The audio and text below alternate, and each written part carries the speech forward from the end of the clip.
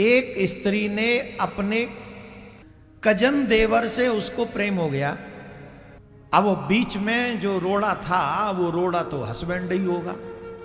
उस हस्बैंड को हटाने के लिए वो नित्य नींद की गोली खिलाती थी उसे।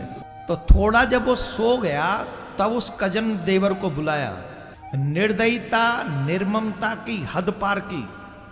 उस व्यक्ति को करंट लगा लगा के मारा, सोते हुए को करंट दे दे के मारा उसे। भाई हाथ जोड़ रहा हूं, इतनी निर्ममता नहीं आनी चाहिए घर में। ऐसा भी कौन सा भूत सवार है, किसी को मार दोगे तुम। उसे मार दिया, वो मर गया। आज तक लक्ष्मण जी, राम लक्ष्मण जानकी तीनों का नाम सेम टाइम आता है। किस लिए आता है? क्योंकि लक्ष्मण ने पुत्र होने का दायित्व निभाया और सीता मां ने मां होने का दायित्व निभाया। भगवान श्री राम ने पिता होने का, मतलब बड़ा भाई पिता के समान होता, वो दायित्व निभाया। रिश्तों को मारिए मत, रिश्तों को निभाइए, ईमानदारी से निभाइए। अभी हाल फिलहाल में कल की घटना है, ऑस्ट्रेलिया में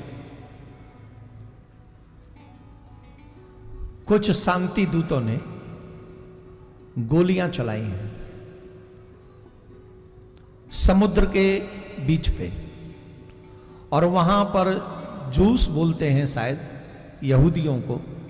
यहूदी कुछ अपना फेस्टिवल मना रहे थे, लेकिन आप सभी सनातनियों को मैं बता दूं, वहां कृष्ण भूमि की बात नहीं हो रही थी। वहां कोई कृष्ण भूमि नहीं मांग रहा था। उस समुद्र के तट पे कोई जय श्री राम के नारे नहीं लगा रहा था। उस समुद्र के तट पे कोई गीता का पाठ नहीं कर रहा था। उस समुद्र के तट पे कोई कृष्ण भूमि की मांग नहीं कर रहा था, सनातन बोर्ड की मांग नहीं कर रहा था। और तो और उस समुद्र के तट पे कोई भी हिंदू नहीं था। फिर भी काफिरों को मारने के लिए एक विशेष धर्म के व्यक्ति उस समुद्र के तट पर गए। जो लोग कहते हैं कि आतंकवाद का कोई धर्म नहीं होता, लेकिन जिसने गोली चलाई है उसका धर्म वही था जिसका नाम मैं नहीं ले रहा हूं।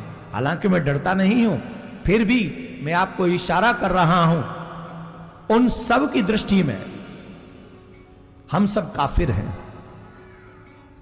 यहां हम लोग कहते हैं हिंदू मुसलमान कर रहे हैं, तो फिर यहूदियों पर सागर के तट पर गोलियां क्यों चलाई गईं? सनातनियों, ये हम सबको सोचने और समझने की आवश्यकता है। इसलिए अपने बच्चों को भी महाराणा प्रताप की तरह योद्धा बनाओ, बलवान बनाओ और मीराबाई की तरह भक्त बनाओ।